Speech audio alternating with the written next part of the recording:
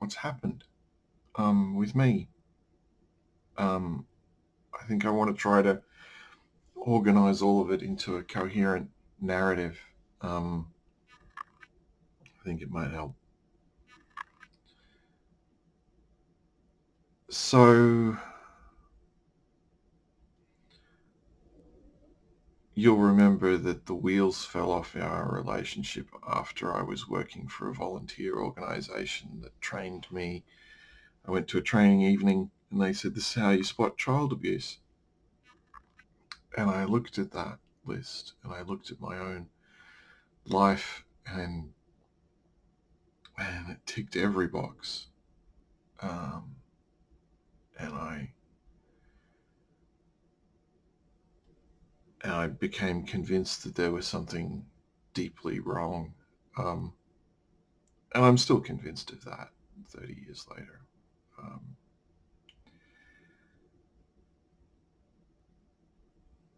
and I remember promising that I would never do what you had done, that I would never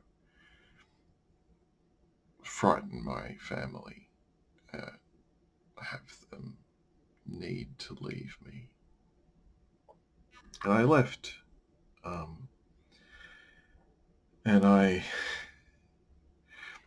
got married very quickly after I left. Um, didn't really know how to stand on my own. And we had kids a couple of years later. And a couple of years after that, I noticed that willpower is not enough. You can't. Yeah. I knew that I would rather die than repeat your behavior, but I was repeating your behavior. Um, and I looked for help from a psychiatrist, and I looked for help from a social worker, and there's a video about about how that went wrong. Um, but it went wrong. It didn't help. And she kicked me out. I moved into a shitty flat. Um, and there's some stories that I picked up there as well. And my temper just got more and more out of control. And the antidepressants made it worse.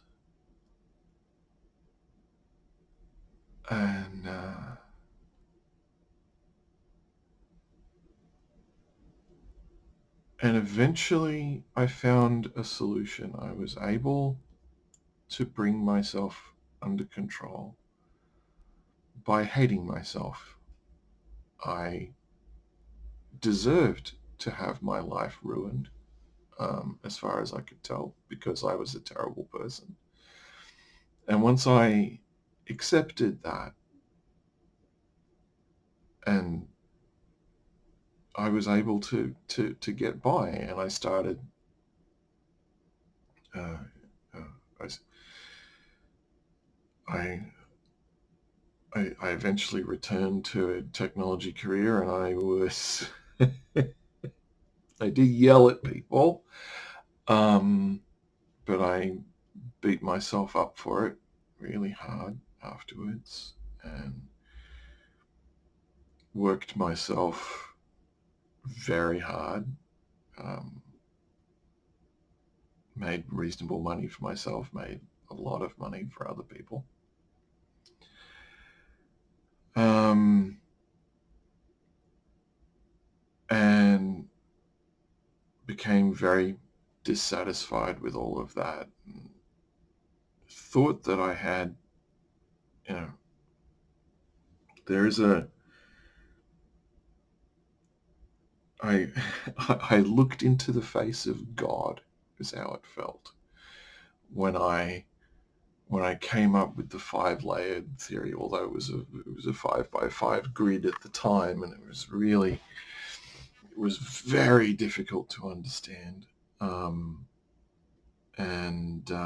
I thought that I had worked out how supervisory and parent-child relationships go wrong and how they can be fixed. And I wanted to dedicate my life to pursuing that, and this idea that your passions and your income should all be in the same place is a very popular idea. And so I embraced that, and I quit my day job and set up a business and started learning some very painful lessons. And just when I was running out of money, I got contacted by a former employer who wanted a project fixed. They had a difficult project that needed done, and they knew that I could do it. So they brought me on to run the technical end, and they hired a project manager to do the project management end. And it was hard work, and the project manager wasn't getting his end done. We were falling behind, and it was getting extremely stressful. And we worked out, myself and the company I'd gone back to, that it was the project manager who was the problem, so we replaced him. And he was replaced by someone who was just a carbon copy of me from 10 years earlier. He was angry, and he was determined, and he was getting results, and he was doing a fantastic job. And we had a very difficult relationship for a little while, because he came in and he just wanted to do everything all at once. And I was tired, and he thought that I was the problem for a little while, but we resolved that. And I got to like him. And he was this carbon copy of me. He had all of my flaws, and he was great. I couldn't hate him, which meant that I couldn't hate me, which meant that I was terrified that my anger was going to get out of control. I got very physically, I had constant cramps. I couldn't get out of bed. I called in sick to work. I went to my psychiatrist and I said, "It's happening again. I need your help." And I was desperate to get back to work. And he, I think, was kind of tired of patching me up and sending me back. And he said, "Why don't we try EMDR?" And I'll do a detailed video about EMDR, I guess, at some point. We tried it. It is generally regarded as a very safe, very effective treatment for PTSD. And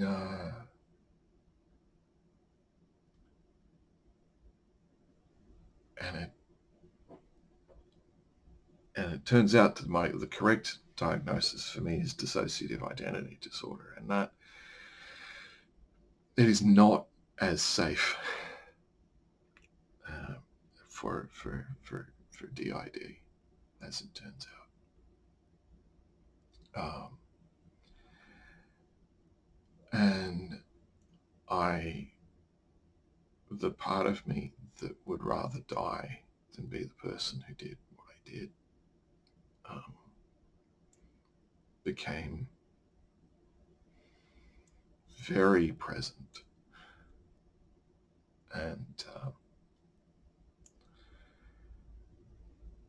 I struggled with suicidal thoughts and ideations really hard.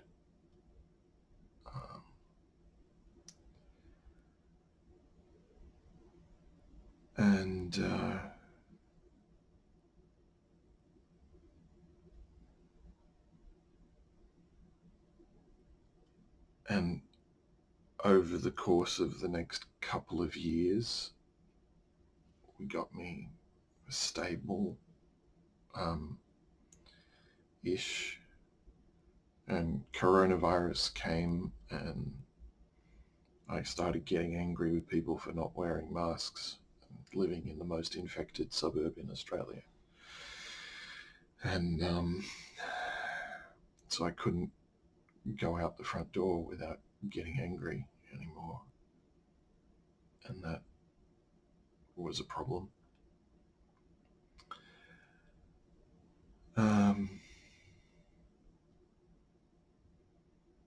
And then a lot of things happened at once. I found the courage to volunteer to go into a psych hospital so that we could really work hard on the problems and try EMDR again. Had an idea that if we did it a little bit differently, it might work better. And the hospital like, it made you suicidal last time you tried this? No, we're not going to do it for you. Fair enough. But they did provide contact information for a DID specialist, and over the course of a few more adventures, I started seeing a DID specialist, and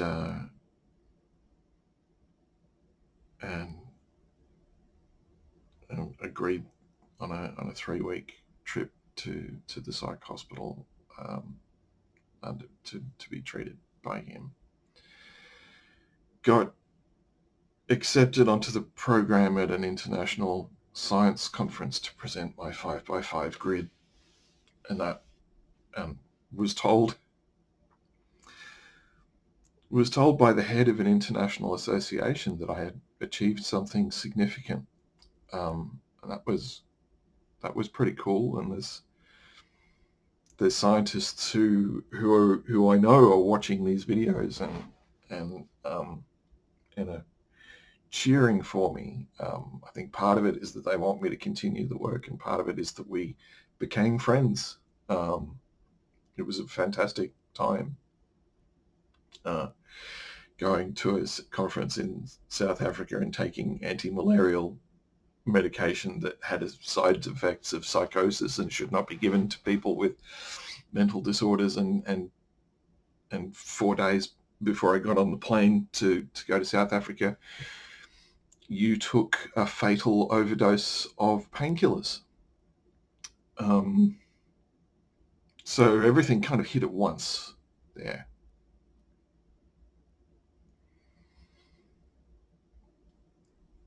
And in South Africa, it was brilliant. And then the psych hospital was terrifying at first, but brilliant. And I started to, I wrote a list of who I am and gave that to the psychiatrist, and we started talking to people and reaching agreements with myself about whether I needed to die and that sort of thing. He was very much in favor of me not dying, and we managed to arrive at a treaty internally.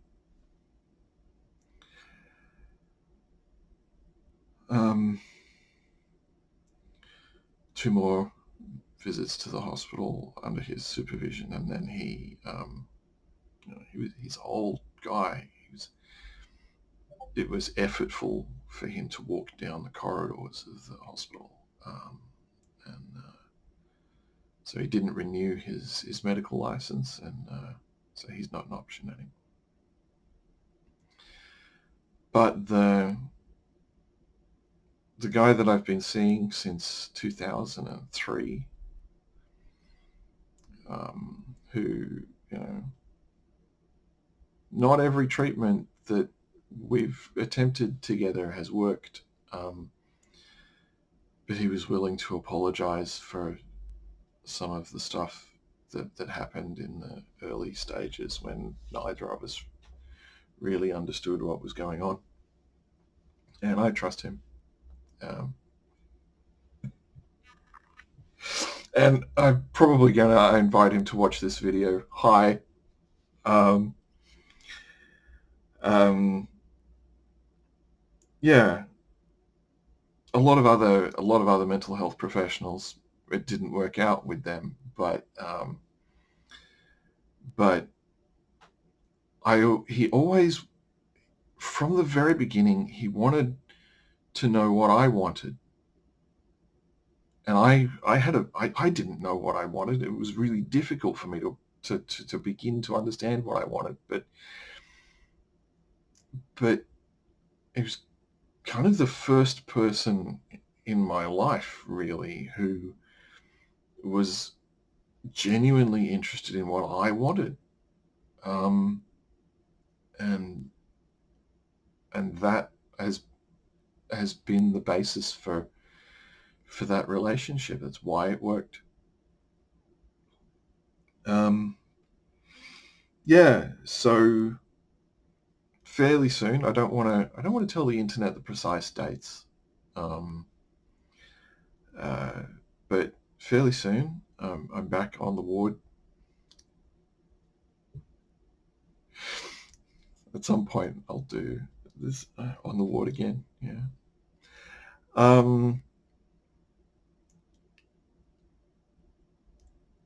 Uh, and I'm feeling optimistic. I know that progress has been made. I know what I'm trying to achieve. I know that we can target that. I wish, God, I wish that knowing what was going on was enough of a solution. But there's neurons that have to be retrained. Yeah. That's potentially an interesting topic. But, you know, I'm using the rowing machine. I'm making it out of the house. I'm, you know, doing these videos gives me a reason to shave. Yeah,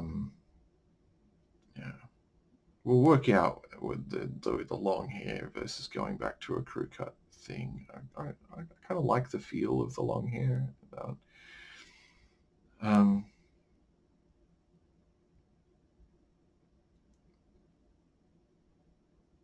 but yeah, I think I understand well enough. Yeah, I have one of my best friends has DID and has been watching these videos and talking to me about how it's difficult but useful to see someone talking about these issues.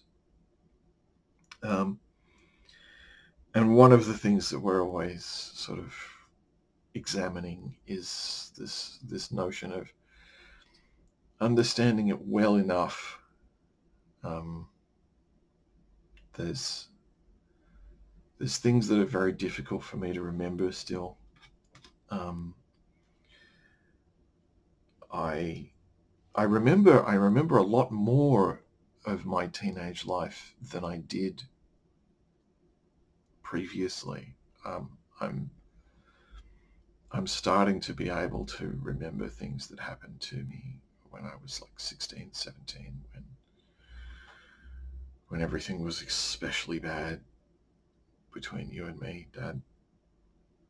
I've had amnesia with respect to a lot of that, and it's been interesting over the last few days to remember good and bad things about the end of high school.